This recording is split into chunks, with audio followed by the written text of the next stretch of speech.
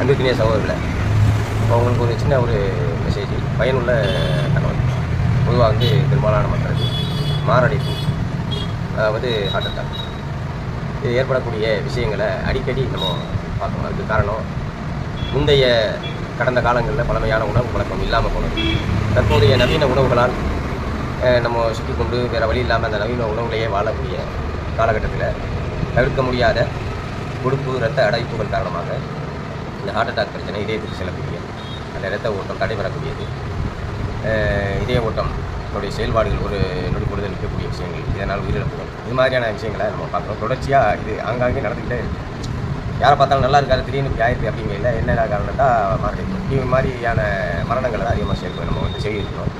நம்மளால் இறைவன் நாடினது மரணம், அவன் நிர்ணயித்த டைம் மரணம் வந்ததான் தெரியும், அதை யாராலையும் மாற்ற முடியாது. இருந்தாலும் நோய்க்கு நிவாரணம் தேடிக்கொள்வதும் அதற்கான மருத்துவத்தை எடுக்கிறது நம்ம மேலே கடமையாக்கப்பட்டது. அந்த அடிப்படையில் ஒரு சிறிய ஒரு பயிற்சி, மருந்து இல்லை, மாத்திரை இல்லை, சிறிய பயிற்சி தான். இதற்கு கூட சிலருக்கு இந்த உலகத்தில், நவீன உலகத்தில் நேரம் இல்லைங்கிறாங்க.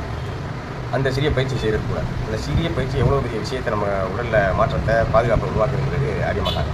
அவ்வளோ பெரிய அற்புதமான ஒரு விஷயத்தை நான் உங்களுக்கு சொல்லி காட்டுறேன். சாதாரணமாக உங்கள் வீடுகளில், இல்லங்களில் எல்லாருமே இதை பண்ணுங்கள். ஒரு 18-20 வயதை கடந்துட்டாலே இந்த மூச்சு பயிற்சி அவசியமாக தேவைப்படுது இன்றைய காலகட்டத்தில். அதனால் ஒரு சின்ன பயிற்சியை சொல்லித்தரேன். அதை எல்லோரும் பண்ணக்கூடியது சிறப்பாக இருக்கும். நிறைய விஷயங்களை நம்ம இறைவனுடைய அருளால் சாதிக்கணும். அந்த ஒரு சின்ன ஒரு மூச்சு பயிற்சியை சொல்லித்தரேன்.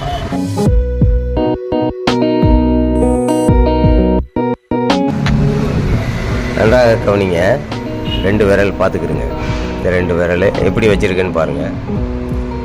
காதுகள், அந்த காதுக்கு இடையில் அந்த விரலை விட்டு நல்லா அழுத்தம் கொடுத்து தேய்க்கணும். சூடு வரணும் அந்த இடத்துல. ஒரு 11 முறை தேய்ச்சிக்கிடுங்க. 2 விரலில் எப்படி தேய்க்கிறதுங்கிறத பார்த்துக்கிடுங்க நல்லா.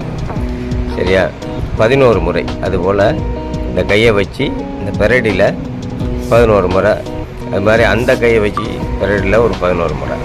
ஹீட்டு வரணும். அந்த உள்ளங்கையோடைய நடுப்பகுதியை பாருங்கள், ஜாயிண்ட்டு, அந்த இடத்துல ஒரு 11 முறை. அது மாதிரி இந்த பக்கம் அதே ஜாயிண்டில் ஒரு 11 முறை. ப்ரெஸ்ஸிங்கு, அந்த அடி உழுவணும், அந்த இது வைப்ரேட் ஆகணும். இந்த முறை. இதுக்கடுத்து மூச்சு பயிற்சி நான் சொல்லக்கூடிய அந்த இதை பாருங்கள். அப்படி மல்லாக்கப்படுத்துக்கிறேங்க. மல்லாக்கப்படுத்திக்கிட்டு மூச்சு பயிற்சி 2 கைகளையும் இதே போல் வச்சுக்கிறேங்க. காலை லைட்டாக அசைவு கொடுத்துட்டு அப்புறம் அமைதியாக வச்சிடணும். நல்லா மூச்சை வாங்கி